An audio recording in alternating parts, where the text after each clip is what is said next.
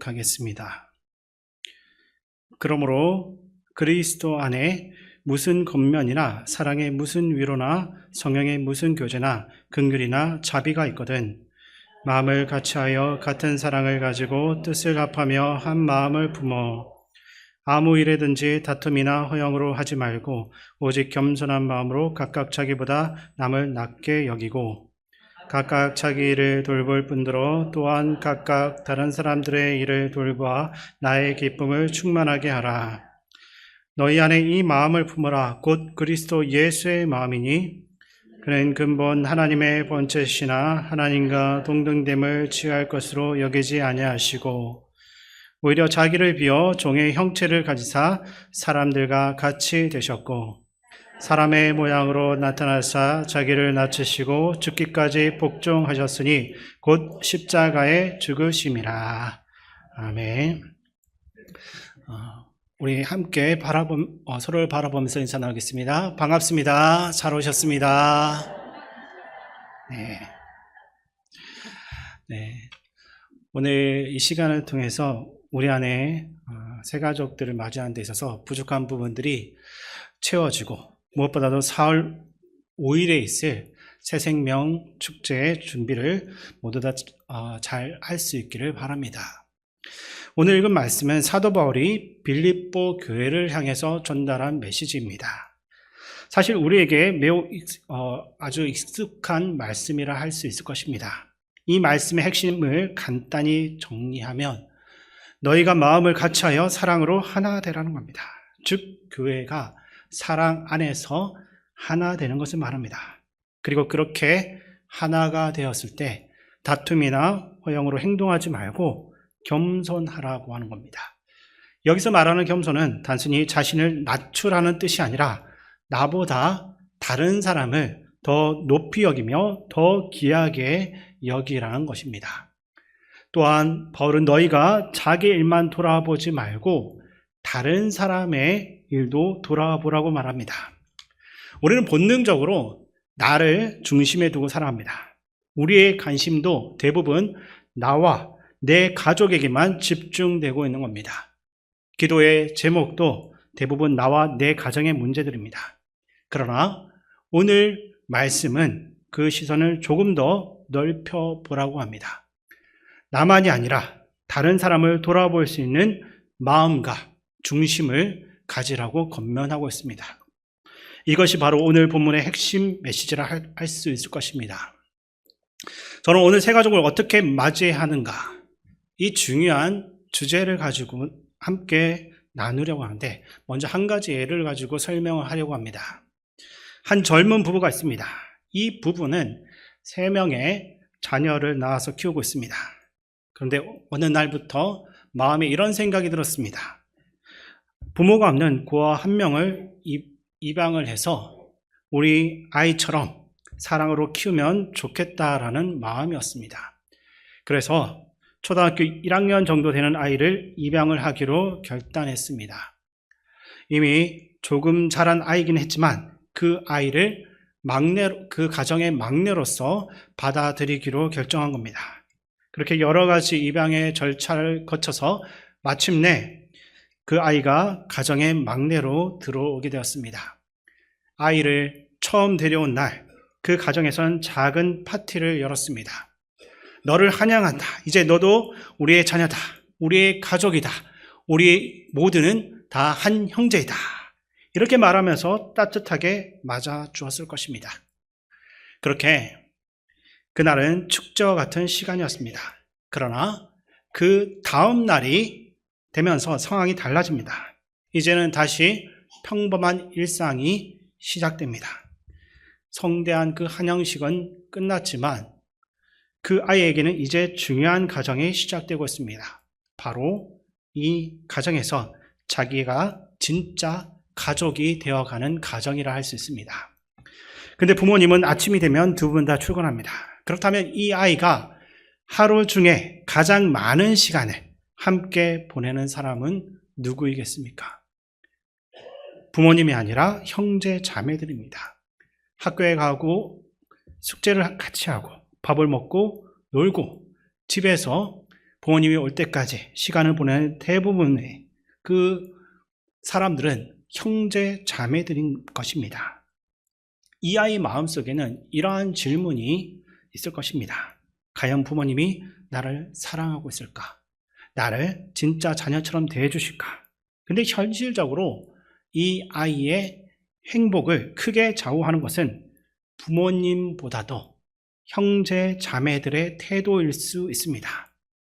부모님이 아무리 사랑한다고 말해도 부모님이 출근을 하고 집을 나간 뒤에 형이 계속 괴롭히고 누나가 늘 구박을 하며 형제 자매들이 따돌림을 시킨다라고 한다면 이 아이는 결코 행복해질 수가 없는 것입니다.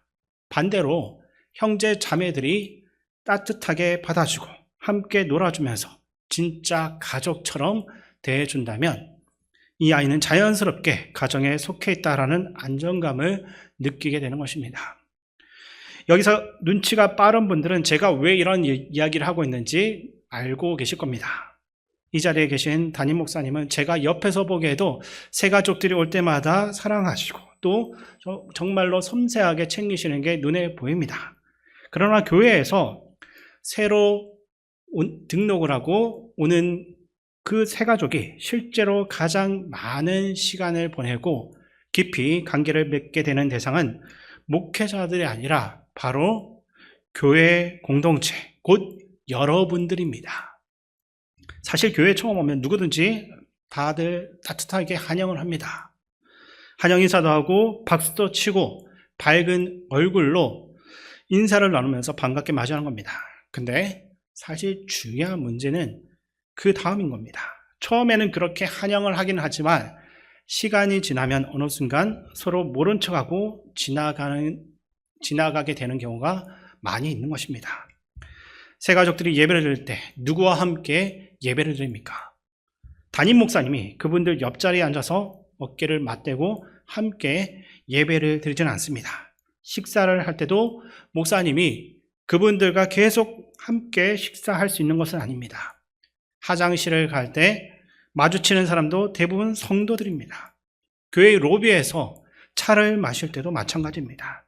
실제로 교회에 등록하고 다시 교회를 방문했을 때 함께 인사하고 어깨를 부딪히며 예배를 드리고 밥을 먹으면서 일상을 함께하는 사람들은 결국 여러분들인 겁니다.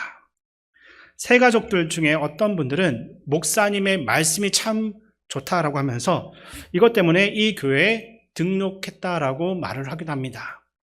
물론 그럴 수는 있습니다. 그런데 문제는 교회 생활 대부분의 시간은 목사님과 하는 것이 아니라 성도들과 함께 이루어진다라는 것에 있습니다. 그런데도 우리가 마음속으로 새가족의 문제는 목사님이나 새가족부의 봉사자들만 해야 할 헌신의 역할인 것이 나하고는 크게 상관없는 일이다라고 생각하면 어떤 일들이 일어나겠습니까? 4월 5일에 아무리 많은 태신자들을 교회에 데려와서 등록을 하게 돼도 그들이 이 교회에 정착을 해서 함께 신앙생활을 이어가기는 쉽지가 않을 것입니다. 왜냐하면 결국 그들의 행복과 정착은 형제 자매된 성도들과의 관계와 결코 무관할 수가 없기 때문입니다.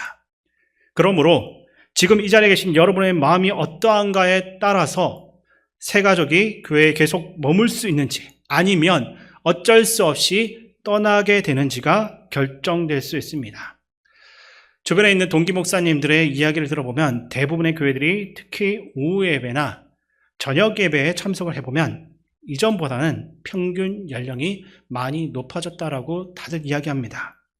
우리 교회도 마찬가지입니다. 사회 전체가 고령화되고 있기 때문에 교회의 평균 연령도 점점 높아지고 있는 것 같습니다. 봉사할 수 있는 인력도 점점 줄어들고 있습니다. 젊은 사람들은 아이를 키우느라 바쁘고 직장 생활을 하면서 맞벌이를 하고 있다 보니까 여유가 다들 없습니다. 연세가 있는 분들은 마음은 있지만 건강이 따라주지 않거나 기억력이 또는 체력이 이전 같지가 않아서 봉사를 감당하기 어려운 경우가 많습니다. 그래서 저는 오늘 이 시간에 우리들이 누구나 아주 쉽게 할 수 있는 봉사 하나를 여러분들에게 소개하기를 원합니다. 근데 이 봉사는 우리가 보기에는 아주 작은 일이긴 하지만 하나님께서는 그것을 아주 기뻐하신다는 겁니다. 우리의 수고는 아주 작게 보일지라도 하나님께서 보실 때는 그것이 매우 귀한 헌신이 될 수 있다는 사실을 믿으시기 바랍니다. 사람들이 교회를 처음 선택할 때 조사한 그 통계가 있습니다. 대부분 처음 교회를 선택할 때는 처음에 말씀드렸던 것처럼 담임 목사님의 설교 말씀, 예배의 분위기, 그리고 영적인 영향력 같은 요소들을 중요하게 생각을 합니다. 다시 말해 말씀과 예배와 같은 영적인 요소들이 교회를 선택하는 최우선 기준이 되고 있는 것입니다. 그래서 처음 교회를 들어올 때는 이 교회에서 신앙생활을 하게 되면 영적으로 많은 은혜를 받을 수 있겠다라고 생각하면서 교회를 선택합니다. 그런데 흥미로운 사실이 있습니다. 사람들이 교회를 떠날 때는 그 이유가 전혀 다르다는 겁니다. 교회를 떠나는 이유들이 설교가 나쁘거나 예배가 마음에 들지 않아서 그런 경우는 생각보다 많지 않다고 합니다. 오히려 아주 사소한 문제들 때문에 떠나는 경우들이 많습니다. 성도들 사이의 갈등이나 불친절한 태도 혹은 자신이 받았던 작은 상처들 때문에 교회를 떠나야 하는 경우들이 훨씬 더 많은 것입니다. 그렇다면 이제 우리가 새생명 축제를 준비하면서 생각해 봐야 될 것이 있습니다. 단순하게 사람을 많이 교회로 데려오는 것만이 목표가 되어서는 안 됩니다. 중요한 것은 데려온 사람이 교회를 떠나지 않고 안정적으로 정착하게 만드는 겁니다. 그리고 그 역할을 실제로 감당하는 그 사람들이 우리 모두라는 사실을 잊지 말아야 됩니다. 내가 밖으로 나가가지고 전도를 해서 한 사람이라도 데려오지 못할 수도 있습니다. 사실 전도라는 건 쉬운 일이 아닙니다. 저도 목사이지만 전도에 약한 편입니다. 사람들에게 교회 이야기를 꺼내지만 그것을 듣고 반응하는 사람들이 거의 없습니다. 그래서 새생명 축제가 열려도 어떤 분들은 태신자를 데려오기가 참 어려울 수 있습니다. 물론 한 명이라도 데려올 수 있다라고 한다면 그것도 참 귀하고 좋은 일이겠지만 그렇지 못한 분들도 있는 것입니다. 그렇다면 최소한 우리가 해야 할 일은 무엇이겠습니까? 교회를 찾아온 사람, 제 발로 찾아온 사람을 내쫓는 역할만큼은 하지 말라는 겁니다. 내가 직접 잡아온 물고기도 아닌데 이미 누군가가 기도하고 애써가지고 데려온 그 사람을 내가 시험을 들게 만들어서 결국 교회를 떠나게 만든다라면 그것만큼 안타까운 일은 없을 것입니다. 그래서 이 시간을 통해 우리가 혹시 그러한 모습으로 살아가고는 있지는 않았는지 돌아보는 계기가 되었으면 좋겠습니다. 혹시 나도 모르는 사이에 그러한 잘못을 한 적이 있다면 다시 한 번 더 돌이키는 은혜가 있길 바랍니다. 그래서 오늘은 무엇이 사람들로 하여금 교회를 떠나게 만드는지 몇 가지 사례를 함께 나누기를 원합니다. 그리고 그것이 혹시 우리 교회에서도 일어날 수 있는 일은 아닌지, 또한 나의 행동은 아니었는지 돌아볼 수 있기를 원합니다. 첫 번째는 아주 작은 말과 행동이 사람을 교회에서 떠나게 한다는 사실입니다. 사목으로 일하시는 한 목사님이 이야기를 들은 적이 있습니다. 그분이 회사에 출근하면서 직원들의 신앙 상담을 해주고 예배도 드리고 또 경조사에 참여를 하면서 위로하는 일을 했다고 합니다. 어느 날 그 회사의 본부장 한 분이 새로 오셨습니다. 그래서 목사님이 그분과 식사를 하면서 이야기를 잠시 나눴다고 합니다. 그분은 여성분이었는데 유학을 다녀온 분이었고 나이는 조금 있지만 흔히 말하는 골드 미스 같은 분이었습니다. 외모도 굉장히 세련되고 화려한 느낌이었다고 합니다. 목사님이 마음속으로 혹시 교회를 다니실까 하는 생각이 들어서 조심스럽게 물어봤다고 합니다. 혹시 신앙생활을 하고 있습니까? 그랬더니 그분이 과거에는 교회를 다닌 적이 있습니다 라고 했습니다. 그 말이 목사님의 마음을 불편하게 했다고 합니다. 이전에 다녔다라는 말은 지금은 다니지 않는다는 뜻이기 때문입니다. 그래서 왜 지금도 다니지 않고 있냐라고 조심스럽게 물어봤습니다. 그분이 들려준 이야기가 이렇습니다.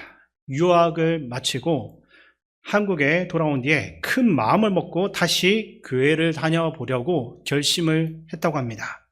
그래서 강남에서 꽤 큰 교회를 찾아갔습니다. 압구정동 쪽에 있는 교회를 찾아갔다고 하는데 이분은 화려한 외모와는 달리 매우 성실한 분이었습니다. 출근도 일찍 하고 생활도 매우 규칙적이었습니다. 그래서 예배를 드리러 갔을 때도 예배 시작 10분 전에 미리 도착을 했다고 합니다. 이제 새롭게 신앙생활을 시작한다라는 마음으로서 맨 앞자리에 앉아서 예배를 드리려고 했습니다. 근데 어떤 양복을 입은 한 어르신 한 분이 성컴성컴 그러더니 이렇게 말했다고 합니다. 그 자리는 내 자리니까 다른 곳으로 가시오. 그 말을 듣고 많이 당황했다고 합니다. 그래도 마음을 다잡고 좀 더 뒤쪽에 있는 자리로 가서 앉았습니다. 잠시 후에 또 다른 분이 다가와 이렇게 말했습니다. 그 자리는 흥금위원들 앉는 자리니까 다른 데로 가십시오. 흥금위원 자리라는 표시도 없어가지고 그래도 거기는 마음 편히 앉았는데 그 자리에 앉자마자 같은 말을 2번 연속으로 듣고 나니까 마음이 무너졌다고 합니다. 그래서 그 자리에서 일어나서 그대로 예배당을 뛰쳐나왔고 그 이후로 다시는 교회에 나가지 않았다고 합니다. 그분의 마음을 생각해보면 하나님을 만나고 싶은 그 마음으로서 나름대로 큰 결심을 하고 교회를 찾아왔을 것입니다. 기대와 설렘을 안고 예배당에 들어온 겁니다. 그런데도 돌아온 말은 이 자리는 내 자리니까 다른 곳으로 가십시오. 물론 그 교회에서 만난 분들의 입장에서는 그 앞자리가 은퇴 장로님들만의 자리일 수도 있고 그 뒤가 헌금 자리일 수도 있습니다. 때로는 질서를 위해서 편의를 위해서 그런 자리가 필요할 수도 있는 겁니다. 그러나 처음으로 하나님 앞에 나오기로 결단한 사람에게 그 말은 잔인한 거절처럼 들릴 수 있는 겁니다. 우리 교회는 이런 모습이 없는 줄로 믿습니다. 사실 우리는 교회에 오게 되면 늘 앉는 자리가 있습니다. 그러다 보니 예배를 드리는 중에 어떤 집사님이 늘 앉는 자리가 비어 있다 보면 그날은 안 오셨나 하고 생각할 정도로 자리가 정해져 있습니다. 저도 예배당에 오게 되면 늘 맨 뒷자리에 앉는 편입니다. 특별히 그 자리가 좋아서라기보다는 방송실을 가거나 로비로 내려가야 하는 일들도 있고 전체적인 예배상을 지켜보기 위해서는 뒤에 앉아 있는 것이 편하기 때문입니다. 여러분도 아마 각자 선호하는 자리가 있을지도 모르겠습니다. 그러면 어느 날 낯선 사람이 내가 좋아하는 자리에 앉아 있다라고 하면 여러분은 어떻게 하시겠습니까? 그때는 다른 자리로 가라고 말하기보다 내가 자리를 양보해서 옮기는 것이 더 필요합니다. 제가 오늘 드리는 모든 이야기는 사실 누구에게도 악의는 없는 겁니다.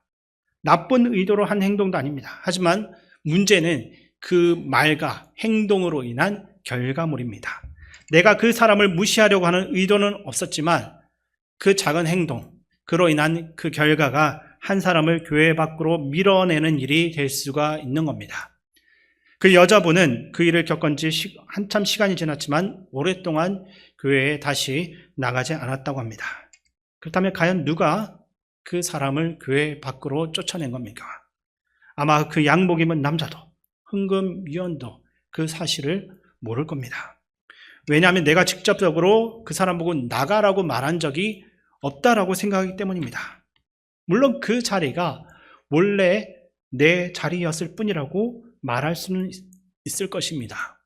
그러나 예수님은 누구든지 이 작은 자 중 하나를 실족하게 하면 차라리 연자맷돌을 목에 달고 바다에 빠지게 하는 것이 낫다라고 말씀하셨습니다. 어쩌면 우리 눈에는 보이지 않지만 우리의 목에도 그러한 연자맷돌이 여러 개 달려 있을지도 모릅니다. 우리는 직접 나가라고 말하지 않았다는 그 이유만으로 아무 일도 없는 것처럼 신앙생활을 할 수도 있습니다.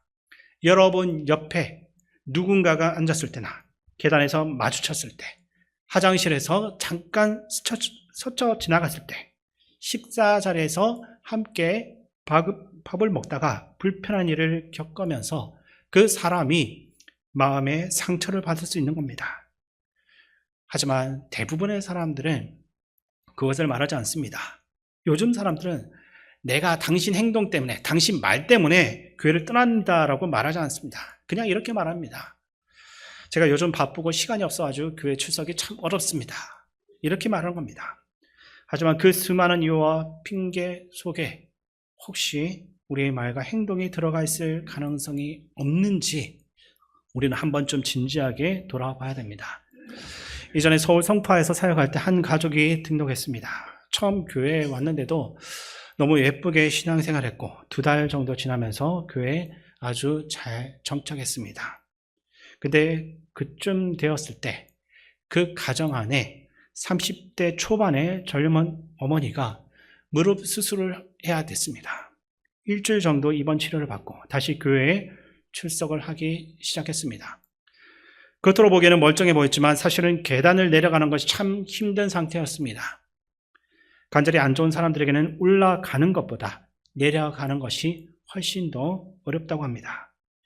그 교회의 예배당은 3층에 있었는데 대부분의 교회처럼 아주 작은 엘리베이터가 하나 있습니다. 교회 건물이 그렇게 큰 곳이 아니기 때문에 노약자들이나 정말로 필요한 사람들만이 이용할 수 있도록 만들어 놓은 작은 엘리베이터였습니다. 그분은 다리가 아프니까 자연스럽게 그 엘리베이터를 타야만 했습니다. 가족과 함께 타고 문이 막 닫히려고 하는 순간이었습니다. 그런데 밖에 사람들이 많이 서 있었고 갑자기 문이 다시 열리더니 머리가 희끗희끗한 권사님 한 분이 큰 소리로 말씀하셨습니다. 거기에 젊은 사람이 왜 타고 있습니까? 엘리베이터는 당신이 아니라 노약자들만 타는 겁니다. 권사님 입장에서는 나쁜 의도는 그 순간에 없었을 겁니다. 그렇게 봅니다. 보통 그 엘리베이터는 연세 많은 분들이 사용을 하니까 겉으로 보기에 젊어 보이는 사람이, 멀쩡해 보이는 사람이 거기에 가족들하고 같이 타고 있으니까 이것을 잘 모르고 탄 거라고 생각하고 그렇게 말씀하신 거라고 그렇게 생각하고 있습니다. 그런데 그분은 교회에 나온 지 2달밖에 되지 않은 새 가족이었습니다.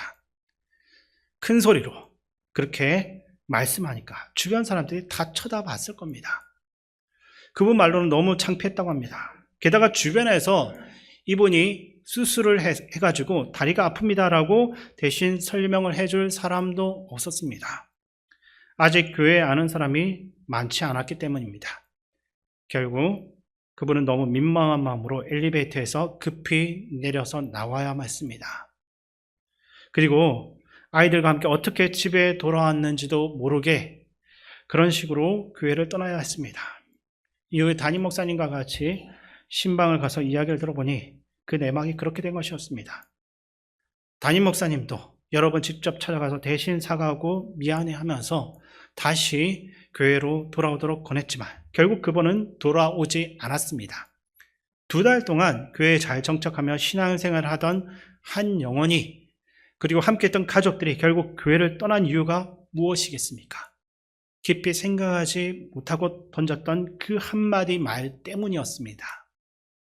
그렇다고 해서 그 권사님이 악한 의도로서 그렇게 말한 것은 아닙니다. 어쩌면 본인도 다리가 아파서 그 엘리베이터를 이용해야만 하는 상황이었을 수도 있습니다. 그러나 결과는 한 영혼이 교회를 떠나버리는 결과가 되고 말았습니다. 우리는 종종 교회 안에서 서로를 가족 같다라고 말합니다.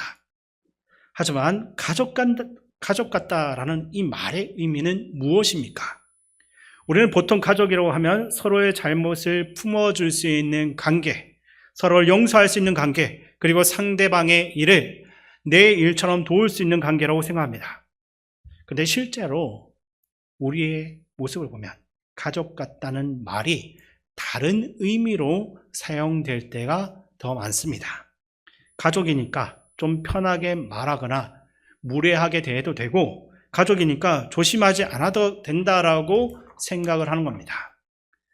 집에서 전화를 받을 때 한번 생각해 보시기 바랍니다. 밖에서 전화가 오면 우리는 보통 이렇게 전화를 받습니다. 네, 안녕하세요. 네, 맞습니다.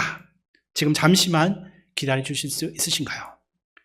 목소리도 자연스럽게 부드러워지고 말도 조심스럽게 합니다. 근데 가족한테 전화가 오면 어떻습니까? 왜? 지금 뭐 하는 거야? 나중에 얘기하자.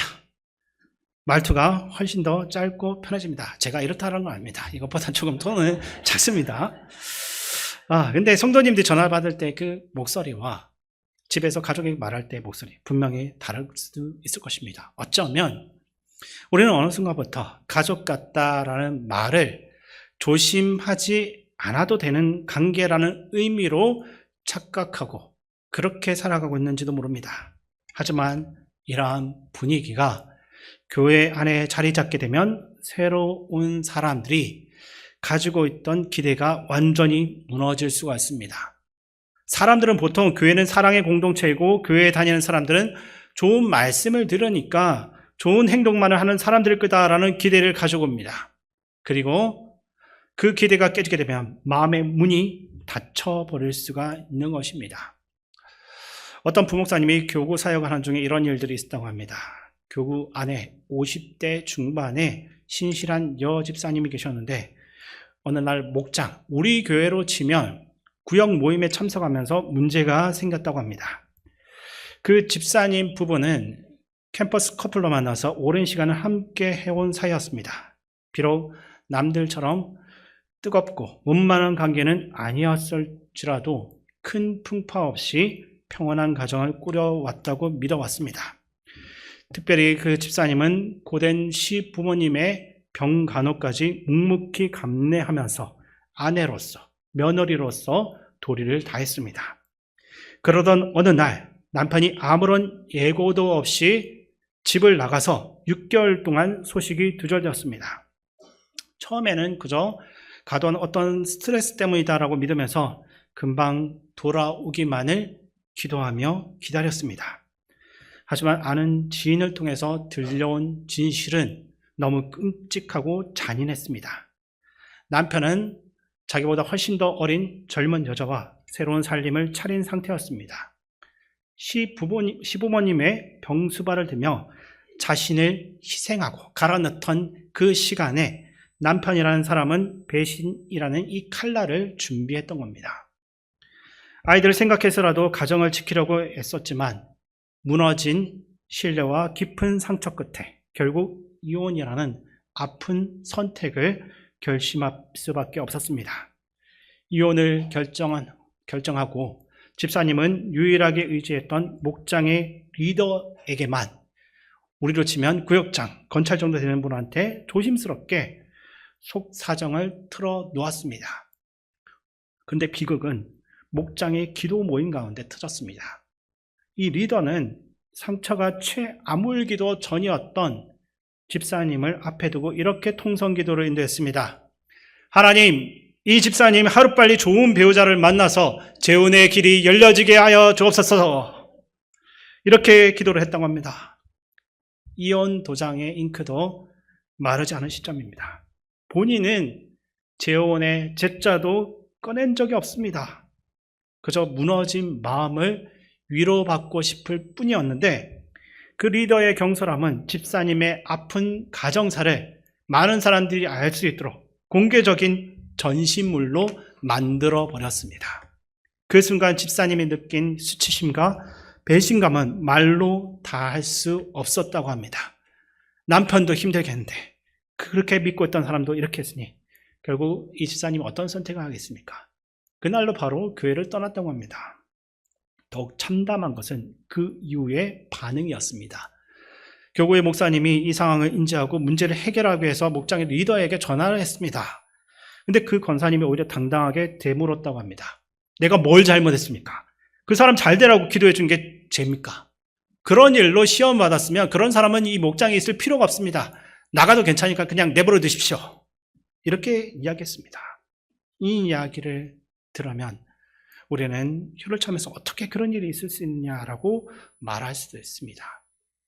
그러나 우리도 조심해야 됩니다. 그 이야기가 어쩌면 우리의 이야기가 될 수도 있기 때문입니다. 우리는 일상 속에서 아무 생각 없이 행동할 때가 많습니다. 예를 들어 급해서 화장실에 들어가면서 아는 사람에게 툭 그냥 아무렇지 않게 반말을 던질 수도 있습니다. 식당에서 밥을 먹다가 무심코 거친 말을 내뱉을 수도 있습니다. 예배를 마치고 은혜를 받고 나가면서도 주차장에서 누군가와 언성을 높일 수도 있는 겁니다. 근데 그 순간 그 자리에 새 가족이 있고 그것을 보고 있다면 어떻게 되겠습니까?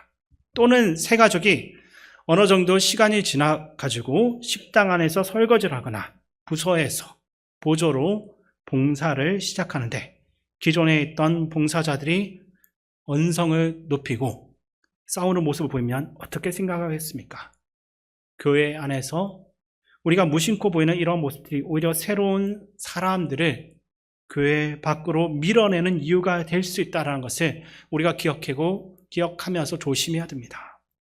그리고 두 번째로 기억해야 될 것이 있습니다. 무관심이 사람들을 교회 밖으로 내몬다는 사실입니다.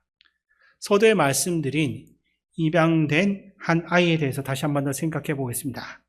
그 아이는 이제 가족이 되었으니 형들과 함께 학교도 다니고 같은 집에서 살아간다고 했습니다.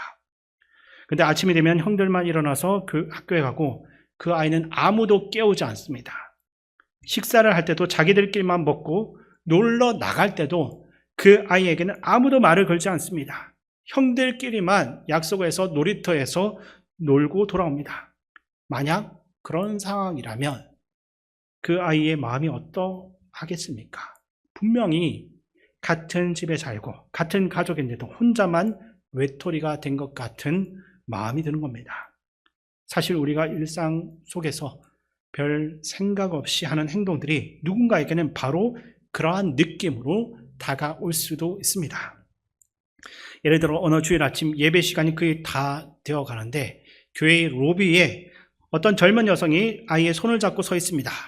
예배가 시작되기 직전이라 사람들은 모두 다 예배당으로 들어가고 있는데 그 사람만 로비에서 두리번거리면서 머뭇거리고 있습니다. 그때 우리는 그 사람에게 어떻게 할 것 같습니까? 대부분의 경우 우리는 예배에 들어가느라 바쁘다는 이유로 그냥 지나쳐 버립니다. 그러면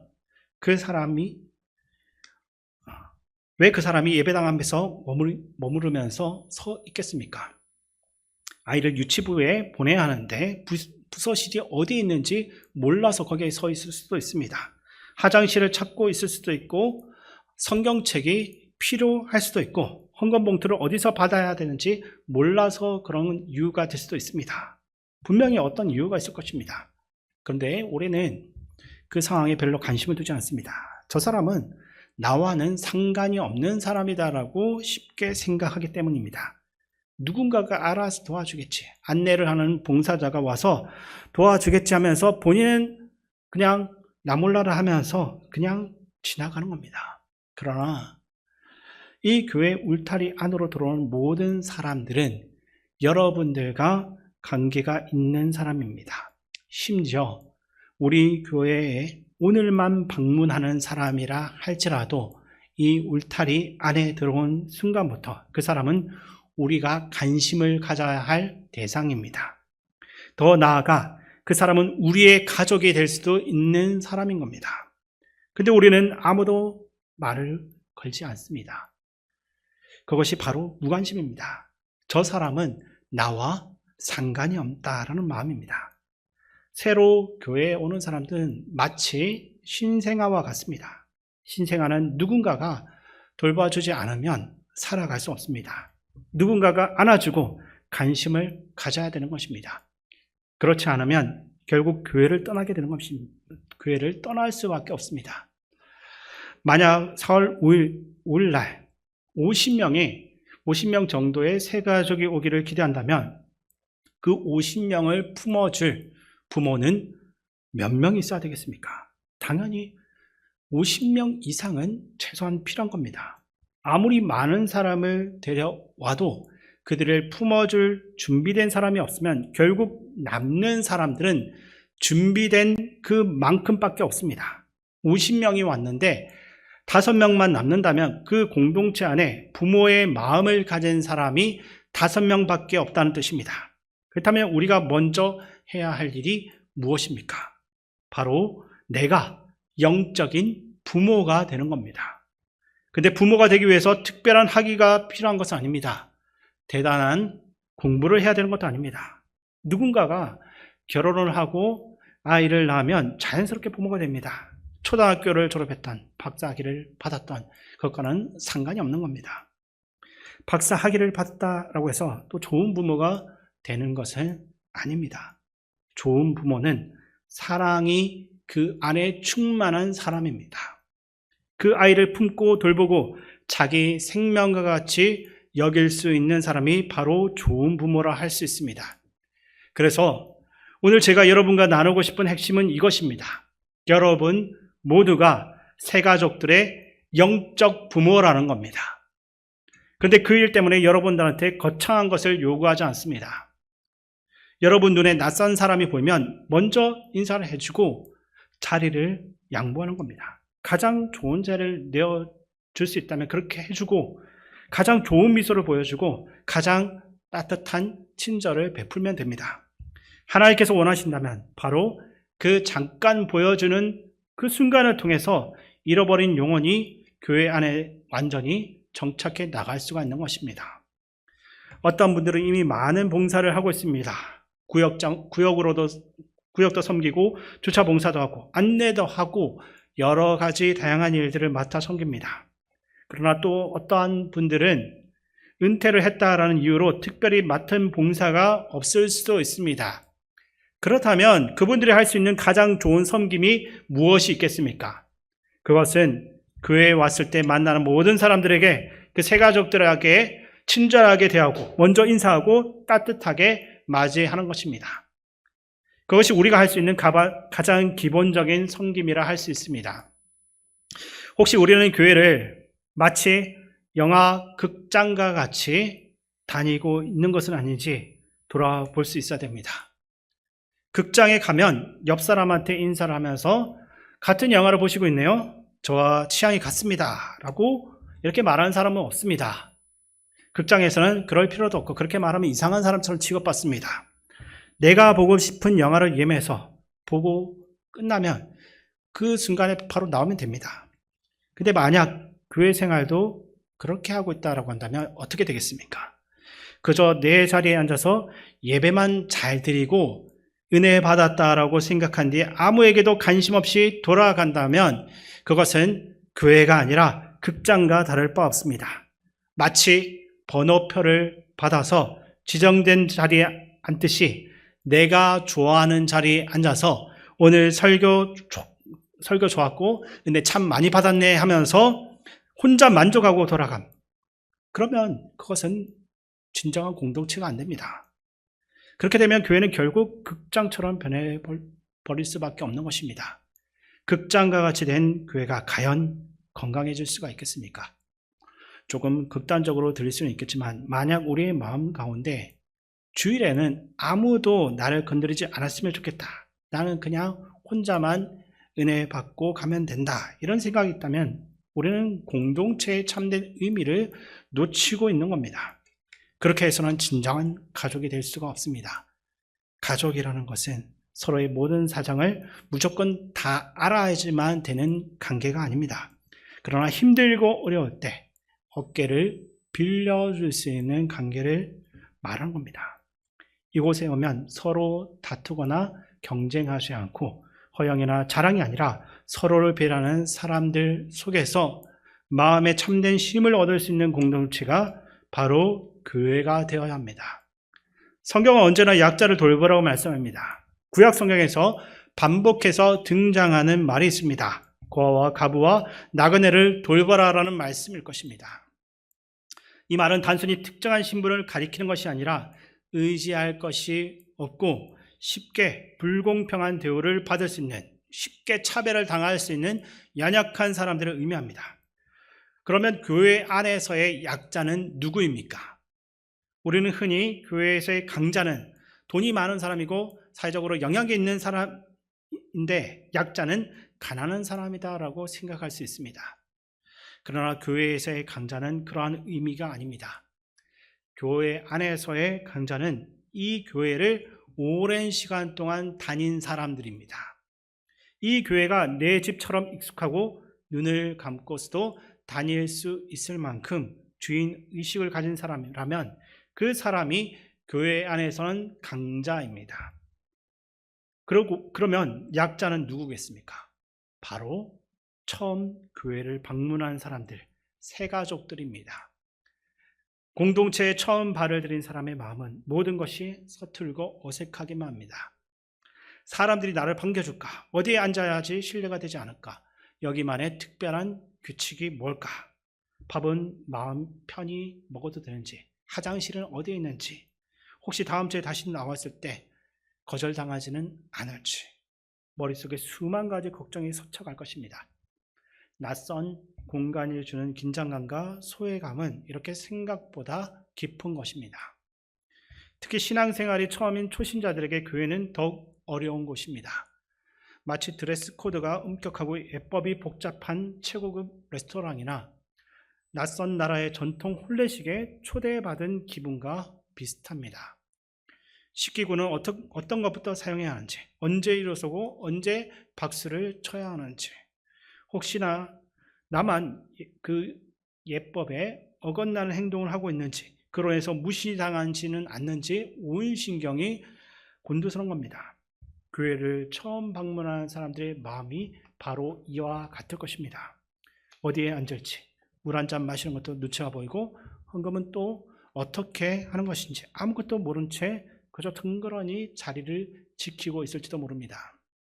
그들에게 교회는 여전히 알 수 없는 규칙으로 가득 찬 낯선 세계이기 때문입니다. 그런데도 그 어색함을 이겨내고 교회에 왔다라고 한다면 그것은 하나님의 부르심 때문입니다. 하나님이 그 사람의 마음을 끌어당기셨기 때문에 그 낯설고 어려운 공간의 문턱을 넘어온 겁니다. 그런데도 우리는 이미 우리에게는 익숙하다라는 이유로 그 마음을 생각해 보지 못할 때가 있습니다. 안으로 들어가라고 지쳐가고 앞으로 오라고 권하고 원하지도 않는 사람을 이리저리 끌고 다니기도 합니다. 몸이 부딪혀 놓고도 미안하다는 말 한마디 없이 그냥 넘어가는 경우도 있습니다. 예배당이나 식당에는 늘 사람이 많고 공간이 좁기 때문에 서로 몸이 부딪히는 일이 많습니다. 그런데 우리는 늘 그런 환경에 너무나도 익숙하다 보니 그냥 지나가 버립니다. 어깨가 부딪혀도 사과를 하지 않고 아무 일 없다는 듯이 지나갈 수 있습니다. 세상에서도 비매너로 보여줄 수 있는 태도가 교회에서는 문화처럼 굳어져 있는 경우도 있는 것입니다. 우리는 이해할 수 있지만 처음 온 사람들에게는 전혀 이해되지 않는 모습입니다. 또 한 가지는 거친 태도입니다. 우리의 거친 태도가 상대방에게 불편한 경험이 되어서 결국 교회를 떠나게 만들 수 있습니다. 새로운 사람을 만나면 우리는 종종 이렇게 물을 수 있습니다. 어디에 살고 있나요? 이전에는 어디를 다니셨어요? 지금 무슨 일을 하고 있습니까? 그런데 문제는 다음 주에 다시 만나면서 또 같은 질문을 하는 겁니다. 질문을 받는 사람은 이미 5번째, 어쩌면 그것보다 더 많이 같은 질문을 받고 있을지 모릅니다. 그러나 묻는 사람은 기억을 잘 못합니다. 왜냐하면 정말로 궁금해서 묻는 것이 아니라 그저 어색한 이 사람과 대화를 이어가기 위해서 의미가 없이 내던지는 말이기 때문입니다. 진심 어린 관심이 아니라 형식적인 질문일 때가 많습니다. 그래서 새가족부 교육을 할 때마다 늘 강조했던 것이 있습니다. 우리가 묻는 질문 하나가 누군가에게는 상처가 될 수 있다는 사실입니다. 등록카드를 보면 아이 이름은 있는데 남편의 이름을 적지 않는 경우가 있습니다. 그럴 때 아무 생각 없이 남편은 뭘 하고 있냐라고 물을 수도 있습니다. 그러나 그 가정이 이혼을 한 가정이라면 어떻겠습니까? 직업을 묻는 질문도 마찬가지입니다. 요즘은 어쩔 수 없는 상황 가운데 이혼을 한 분도 많고 실업자들도 많습니다. 또 장애를 가진 분들도 많이 보입니다. 가슴 아픈 사연을 안고 교회에 찾아오는 분들이 얼마나 많은지 모릅니다. 근데 우리는 나의 호기심을 채우기 위해서 어디에 사는지, 무슨 일을 하는지, 자녀는 어떻게 되는지 계속 묻습니다. 그 사람에겐 2번, 3번의 상처를 주고 있는 겁니다. 내가 지금 묻는 질문이 정말로 그 사람을 이해하기 위한 것인지 아니면 단지 어색한 분위기를 깨기 위한 말인지 스스로 돌아와 보시기 바랍니다. 그 사람이 스스로 말하고 싶은 만큼 기다릴 수 있어야 됩니다. 우리는 때로 너무 무리하게, 너무 거칠게 상대방의 그 사적인 영역을 파고들 때가 있습니다. 같은 공동체 안에 들어와서 같은 구역에 속하게 되었을 때 더 조심해야 됩니다. 이혼의 상처를 안고서 위로받기 위해 교회에 왔는데 남편의 이야기를 묻는다라고 한다면 그 상처가 다시 열릴 수 있습니다. 우리가 아무 생각 없이 던진 말이 누군가에게는 2번, 3번의 큰 아픔이 될 수 있다는 사실을 잊지 마시기 바랍니다. 또 하나 조심해야 될 것은 일방적인 요구입니다. 상대방의 신앙 수준을 생각하지 않고 우리의 기준만을 제시하고 요구하는 태도입니다.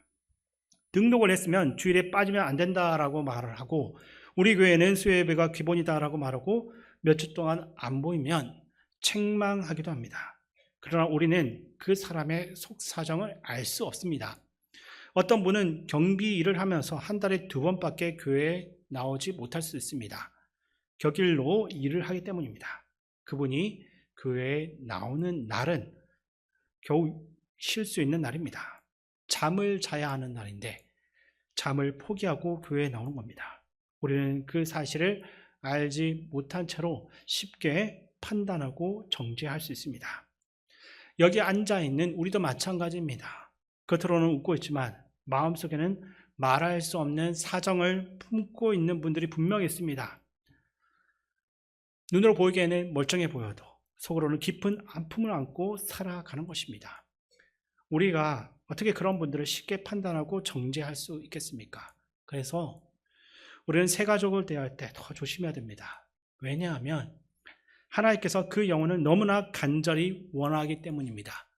우리가 평생 드려온 기도를 한번 돌아보기 바랍니다. 우리는 얼마나 많은 시간 동안 하나님께 한 영혼이라도 보내달라고 기도를 해왔겠습니까? 하나님께서 그 기도를 들으시고 한 영혼을 교회로 보내주셨다면 그 영혼을 가장 따뜻하게 맞이하는 것이 바로 우리의 책임입니다. 우리가 드리는 기도는 아마도 방금 전에도 말씀드렸던 것처럼 99%는 어쩌면 나를 위한 기도일 것입니다. 하나님을 위해 기도해 본 적이 얼마나 있겠습니까? 하나님이 무엇을 원하는지, 그분이 무엇을 기뻐하는지는 별로 관심이 없습니다. 하나님은 이미 다 가지고 계시니까 나는 그저 내가 얻을 것을 얻기 위해서 종교 생활을 하는 경우가 많이 있습니다. 그렇다면 하나님이 우리에게 정말로 원하는 게 무엇입니까? 하나님이 우리에게 부탁하시는 것을 단 하나만 골라본다라고 한다면 바로 이것입니다. 잃어버린 영혼을 찾는 일입니다. 만약 아이가 없었다는 사실을 알게 된 엄마는 어떻게 하겠습니까? 맨발로라도 뛰어나가가지고 아이의 이름을 부르면서 미친 듯이 찾아다닙니다. 머리는 헝클어지고 정신없이 아이를 찾으면서 소리칩니다. 그런데 그 어떤 엄마는 아이를 잃어버렸는데도 그 순간에 화장을 하고 옷을 단정히 입은 다음에 천천히 경찰서에 갔다라고 상상해 보십시오. 어떤 엄마가 정상이겠습니까? 맨발로 나가서 미친 여자처럼 울부짖으면서 여기저기 뛰어다니면서 아이를 찾는 엄마가 진짜 엄마입니다. 하나님의 마음이 바로 그런 마음입니다. 하나님이 가지고 계신 간절한 마음은 잃어버린 영혼을 향한 이러한 간절함입니다. 그래서 예수님은 99마리 양을 두고 잃어버린 한 마리를 찾으러 가신다는 겁니다. 그런데 우리는 그 이야기를 들으면서 속으로 이렇게 생각할 수도 있습니다. 왜 99마리, 그 99마리를 두고 한 마리를 찾으러 갑니까? 남아있는 그 양들이 더 중요하지 않습니까? 우리는 그 이야기를 들으면서 예수님이 정말 비효율적이다라고 생각할 수도 있습니다. 또 포도원 주인의 비유도 마찬가지입니다. 새벽에 온 사람도 있고 9시에 온 사람도 있고 12시, 3시, 5시에 온 사람도 있는데 주인이 품삯을 똑같이 줍니다. 그러자 먼저 온 사람들이 자기들이 일찍 왔다고 화를 냅니다. 근데 여기에는 하나의 착각이 있습니다.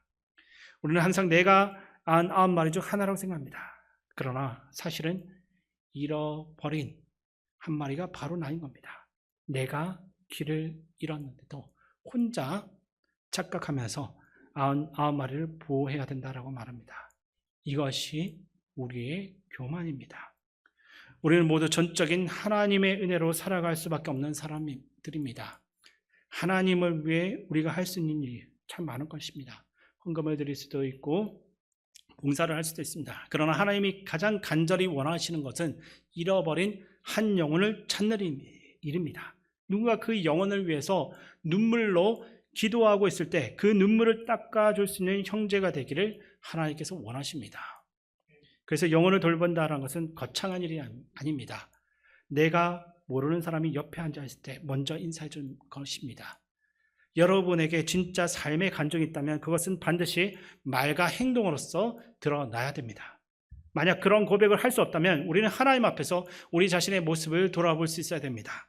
정말로 구원의 감격이 있는지 물어보셔야 됩니다. 아무 쓸모없는 나를 건져주기 위해서 예수님이 십자가를 지셔야만 했습니다. 그리고 우리에게 말로 닿을 수 없는 천국을 허락하신 것입니다.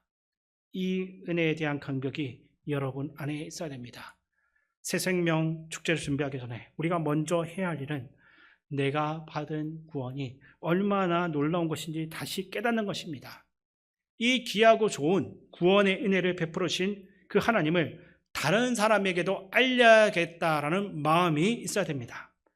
하지만 우리가 받은 구원이 그저 형식적인 것들이 되어버리면 우리는 누구를 만나도 그 사람에게 시험거리가 될 수밖에 없습니다. 그래서 우리에게 가장 먼저 필요한 것은 하나님이 나를 구원하신 은혜가 얼마나 큰 것인지 깊이 깨닫는 것입니다. 우리가 언제까지 살지는 모릅니다. 어떤 사람은 수십 년을 더 살 수도 있고 어떤 분은 일주일이 될 수도 있습니다. 그러나 우리가 숨쉬고 있는 이 순간까지 하나님을 위해 살아가겠노라라는 그 마음이 있어야 됩니다. 우리가 아무리 대단한 일을 해도 우리가 받은 구원의 은혜를 다 갚을 수는 없습니다. 그 은혜는 우리가 아무리 해도 도저히 갚을 수가 없는 은혜이기 때문입니다. 그런데도 우리는 누가 교회에 오든 말든 그것은 그 사람의 몫이라고 말합니다. 만약 그렇게 행동한다면 우리는 하나님을 기쁘시게 하는 것이 아니라 하나님을 슬프게 만드는 겁니다. 하나님이 사랑하는 한 영혼이 교회의 문턱을 넘었는데 우리가 그 영혼을 실족하게 한다면 하나님께 분명히 책망을 받을 것입니다. 어떤 사람에게는 그날이 한 영혼을 살리는 위대한 날이 될 수도 있지만 어떤 사람에게는 연자맷돌을 목에 다는 위험한 날이 됩니다.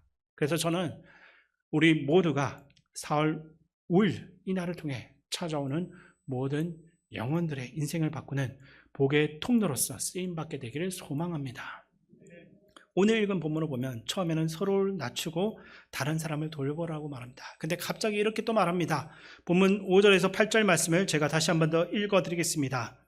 너희 안에 이 마음을 품으라. 곧 그리스도 예수의 마음이니 그는 근본 하나님의 본체시나 하나님과 동등됨을 취할 것으로 여기지 아니하시고 오히려 자기를 비워 종의 형체를 가지사 사람들과 같이 되셨고 사람의 모양으로 나타나사 자기를 낮추시고 죽기까지 복종하셨으니 곧 십자가에 죽으심이라. 아멘. 이 마음이 없으면 앞에 모든 말이 가능할 수가 없습니다. 예수 그리스도의 마음, 십자가의 길까지 순종하는 마음이 있어야지만 서로 다투지 않고 형식적으로 행동하지 않고 다른 사람을 존중하면서 내일보다 다른 사람의 일을 돌아볼 수 있는 겁니다. 우리는 영혼의 품앗이를 하는 사람들입니다. 여러분의 부모님이나 자녀의 구원을 위해 수십 년 동안 기도해 본 분들이 있습니까? 한 영혼이 교회에 오기까지는 엄청난 기도가 필요합니다. 어떤 딸이 아버지의 구원을 위해 20년, 30년을 기도했다고 상상해 보겠습니다. 그 아버지가 어렵게 교회의 문턱을 넘었는데 교회에서 아주 불친절한 사람 한 명을 만나서 상처를 받고 돌아갔다면 그 딸의 마음이 어떻겠습니까? 완전히 찢어지는 겁니다. 4월 5일에 교회의 문턱을 넘는 그 한 사람은 누군가의 수십 년 눈물의 기도 결과입니다.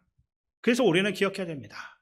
누군가의 아버지를 내가 섬기면 다른 사람도 또 내 아버지를 섬겨주는 겁니다. 누군가의 자녀를 내가 정성으로 섬기면 또 누군가가 내 자녀를 섬겨줄 것입니다. 이것이 바로 영혼의 품앗이입니다. 그래서 낯선 얼굴을 만날 때마다 먼저 인사하고 밝게 웃어주시고 따뜻하게 맞아주시고 할 수만 있다면 자리를 양보해 주십시오. 조금 불편하면 어떻습니까? 식당에 또 조금 늦게 밥을 먹으면 어떻겠습니까? 한 영혼이 살아난다면 그보다 더 중요한 일이 없는 것입니다. 전도는 결국 교회가 얼마나 준비되었느냐에 따라 달려 있습니다. 우리가 준비되어 있을 때 하나님은 사랑하는 영혼들을 우리 교회로 계속 보내주십니다. 하나님께서 우리 교회를 통해서 많은 영혼을 살리시고 생명이 넘치는 교회로 세워주시기를 주님의 이름으로 축원드립니다. 사랑의 하나님 아버지, 오늘 말씀을 통해서 우리의 마음을 돌아볼 수 있게 하심을 감사드립니다. 우리 안에 너무나 연약한 부분들을 채워주시고 나보다 다른 사람을 더 귀하게 여기면서 사랑 안에서 하나 되는 공동체가 될 수 있게 도와주시옵소서. 우리의 시선이 나 자신과 내 가정에만 머물지 않게 하시고 교회를 찾아온 새가족들을 돌아볼 수 있는 마음을 허락하여 주시옵소서. 그저 새가족 부원들만, 새가족 부만 할 일이 아니라 우리 모두가 함께 할 일이라는 것을 기억할 수 있게 도와주시옵소서. 아버지 하나님, 새생명 축제를 준비하는 모든 가정 가운데 우리 교회가 한 마음으로 준비하게 하시고 교회를 찾아온 모든 영혼들을 주님의 마음으로 따뜻하게 맞이할 수 있도록 도와주시옵소서. 우리의 작은 말과 행동이 누군가에게 위로가 되고 생명이 되게 하시고 겸손과 사랑으로 서로를 세워가는 참된 공동체가 될 수 있게 도와주시옵소서. 우리와 함께 하시는 예수님의 이름으로 기도드립니다. 아멘.